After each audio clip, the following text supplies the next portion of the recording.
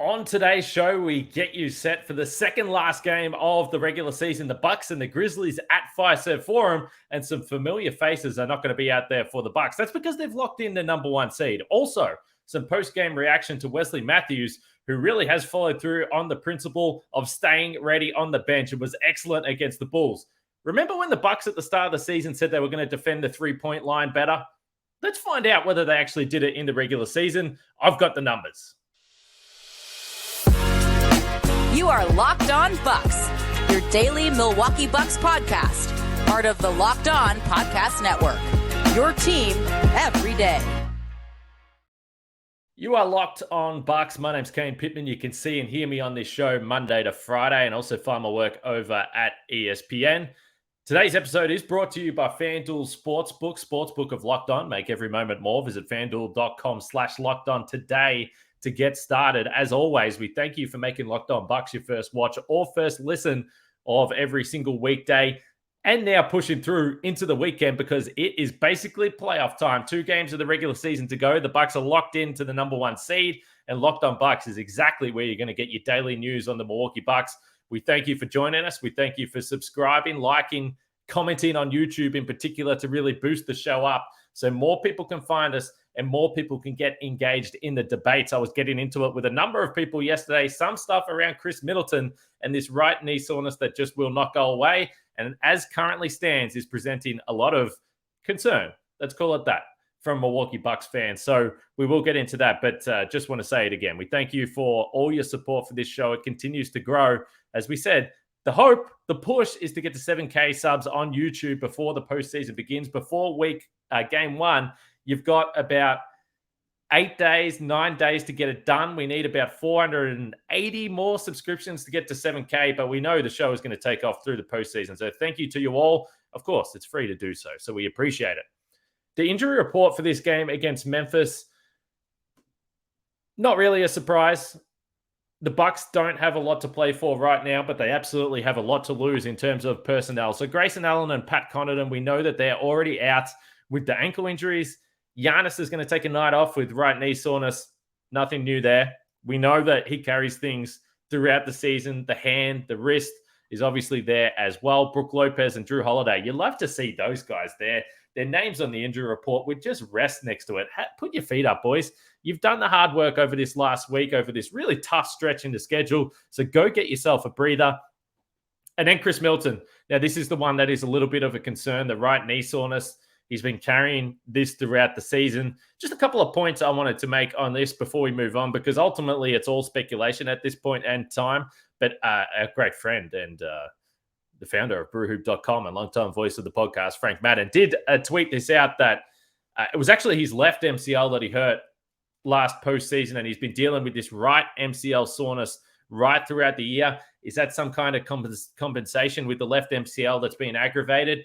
Who knows, going back to the offseason, but it's clearly been something he's been dealing with throughout the season. But it is the L&E to the one he hurt last offseason. So this is going to be a management thing. It has been.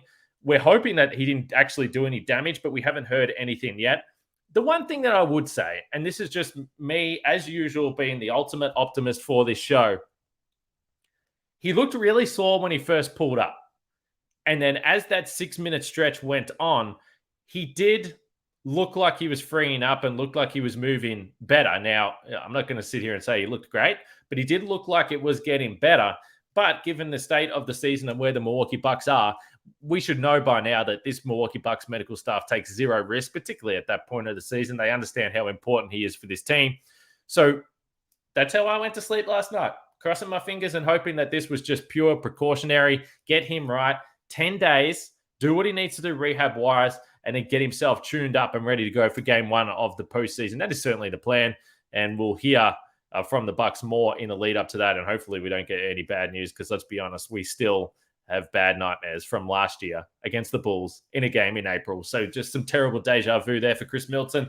But this game against Memphis, ultimately it just sucks for the fans if you've bought tickets for this game. And the first time we get to see Memphis. Now, it does look like, from the injury report, for the most part, the better players for the Grizzlies are going to play in this game. So Friday night at Fiserv Forum, the Bucks I guess there's still a chance to win 60 games if they beat the Grizzlies and the Toronto Raptors. Excuse me. So we'll see. Lots of minutes for Marjon Beauchamp. That's going to be really, really fun. You're going to see probably plenty of AJ Green. Myers Leonard is probably going to play a lot. Thanasis will be out there on the floor.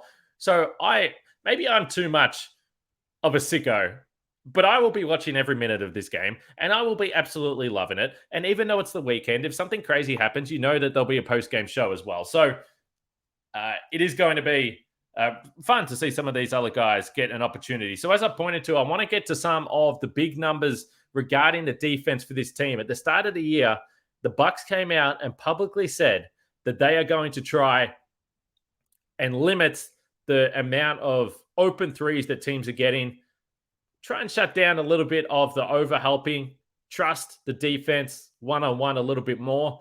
And ultimately, the main goal is don't get burnt in a rain of open threes again, as they did in Game 7, obviously, last year of the postseason. So I've got all those numbers, and they're actually really, really interesting. But as I said last night, this is still a little bit of a celebration for the Bucks. To get the number 1 seed was not something that I expected, and it was not something I expected even going back to the middle of January. So since January 22, which maybe now is a little bit sad with the Khris Middleton situation and the anxiety around it, but since January 22nd, when Khris Middleton came back to this team, the Bucks 29-5. 29-5. The 5th-ranked offense, 4th-ranked defense, and the number 1 net rating. In games that qualify for clutch time, 5 points or fewer the margin with under 5 minutes to play. The Bucks were 11-2 in those games with the 3rd-ranked offense, which you'll love to see. They've been able to function when the games have been close. I know it hasn't been perfect. I know they lost to the Sixers. Obviously, they got blown out by the Celtics. But for the most part, over a significant stretch, 34 games, nearly half a regular season, the Bucks have been dominant. And in particular, they've been dominant on the offensive end, which is what we want to see from this Bucks team. So there's some offensive numbers. Next, I want to talk about Wesley Matthews, though. Some great stuff out of the post game, which I want to get to. But Drew Holiday in particular, very, very complimentary of Wesley Matthews. And why wouldn't he be? Because it has been a pretty nice couple of nights for Wes. But first, we're going to get to our friends at FanDuel. Well, actually, we're going to go to Nissan first as I fumble my way through here. And Nissan, as we know, a great sponsor of the show. And we have to get to the most electric player of the week. And this is brought to you by the all-new, all-electric 2023 Nissan Ariya. And for me this week, as I look through the stats, the Nissan Ariya most electric player of the week is Bobby Portis. In 3 games, the Bucks went 3-0. And Bobby put up 21.3 points. 12.7 rebounds. And listen to the shooting splits. 50% from the field. 62% from 3 on 7 attempts per game. And then he also got to the free throw line a little bit there as well. So Bobby Portis was an absolute monster.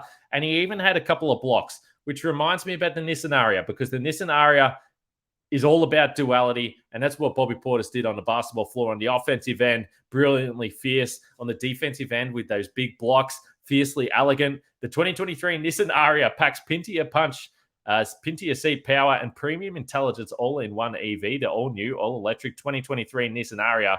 The EV for people who love to drive. Shop now at nissanusa.com. So Wesley Matthews is now 36 years old. And we have spoke a lot through the season about Wes's role on this team, which has been diminished from where it has been in previous years. There's no doubt his minutes have been down.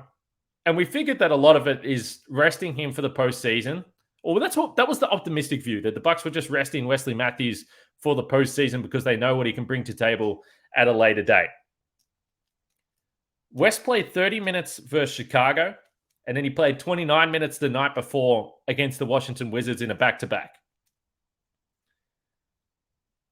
For the rest of the season, there were only 2 other occasions where Wesley Matthews played 25-plus minutes. The last time he did it before this back-to-back was on December 28. So he has just not taken on this workload, and he was able to get it done against DeMar DeRozan, who may be at the top of the list when it comes to Buck killers. And there are a couple of fascinating quotes from the postgame. First, Wesley Matthews. He said it's tough to manage, but within that, it's understanding that you can still impact the game. And that goes back to what my mum told me. There are so many ways that you can impact a basketball game. Other than my high school time, my high school career, I've never been the leading scorer on my team. Could I have done it? Probably. But that wasn't asked of me. It was to win, help the team win, and by any means necessary. Now, I don't know what it looks like in the postseason for Wesley Matthews. I don't know whether he's going to be a big-time player and play major minutes for this team.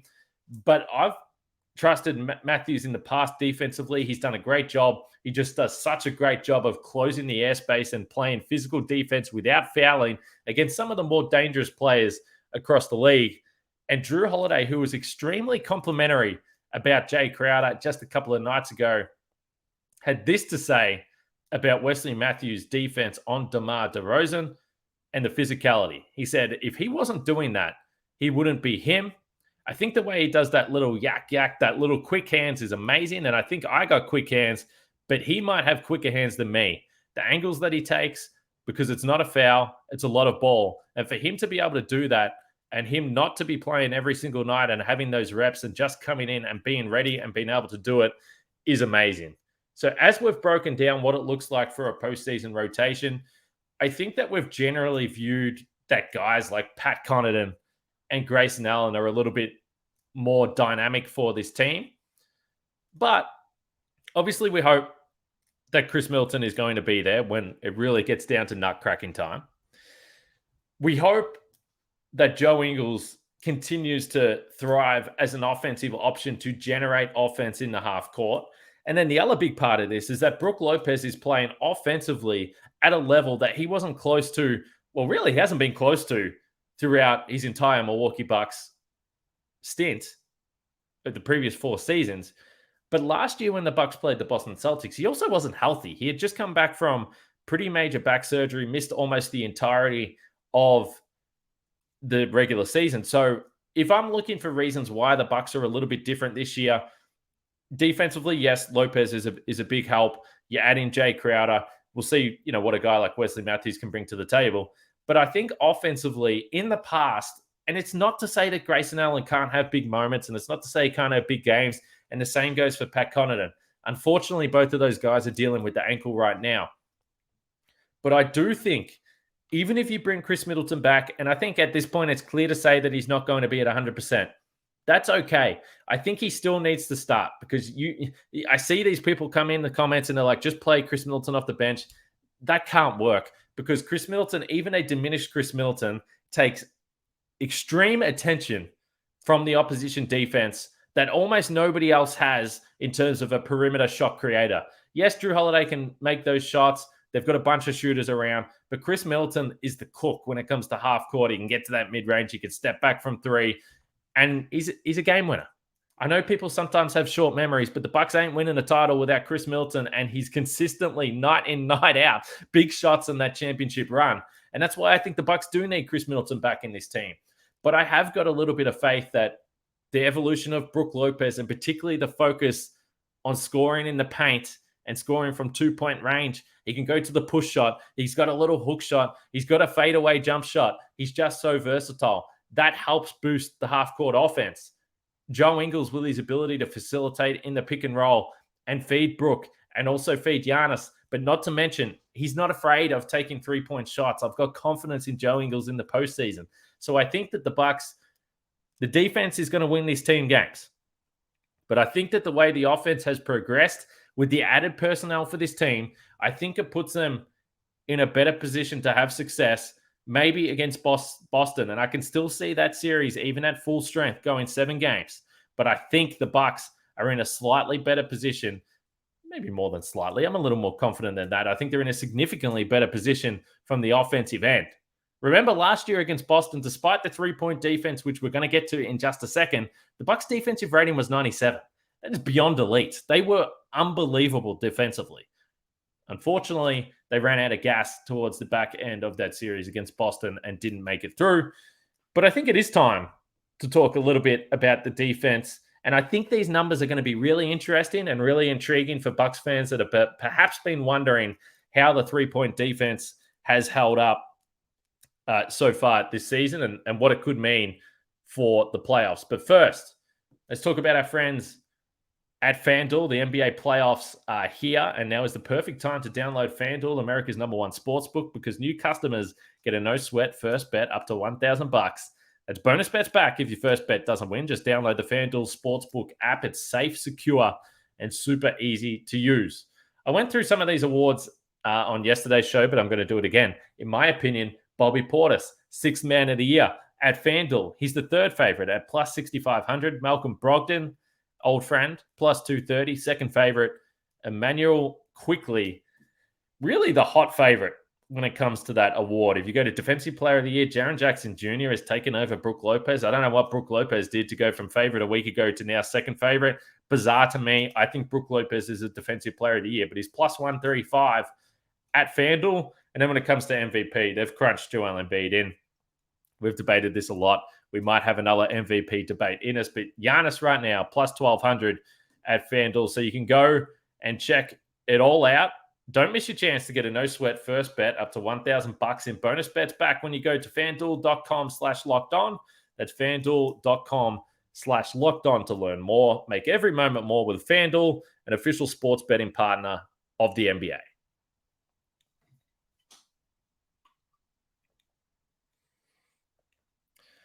Got to hydrate. It's hard work doing the solo pods. I tell you what, a lot of talking. Shout out to all you guys for listening to me go through this, though. But the three-point defense is where we're at. Now, we understand overall this Bucks team is elite defensively. And you say, okay, well, what are the tweaks that the Bucks can bring to the defense? I always go back to the 2021 postseason and I think about PJ Tucker. And Bucks fans will know this. You can picture it in your head. PJ Tucker screaming at his teammates to let him defend one-on-one against Kevin Durant.